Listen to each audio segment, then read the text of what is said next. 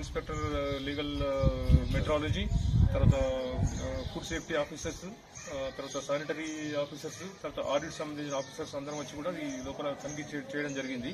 అంటే ముఖ్యంగా హాస్టల్లో విద్యార్థులకు సరైన పౌష్టికాహారం సరిగా ఇవ్వట్లేదని, తర్వాత బిల్లుల విషయంలో కొన్ని అక్రమాలు జరుగుతున్నాయని సమాచారం మేరకు సోదాకు రావడం జరిగింది.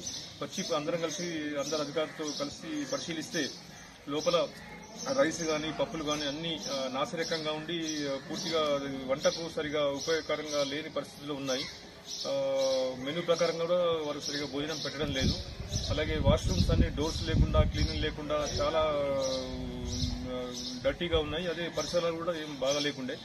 వెంటనే వచ్చి హాస్టల్ వెల్ఫేర్ ఆఫీసర్ వార్డెన్ కోసం ఆరాధిస్తే అతను మార్నింగ్ ఆబ్సెంట్ ఉండే లేడు.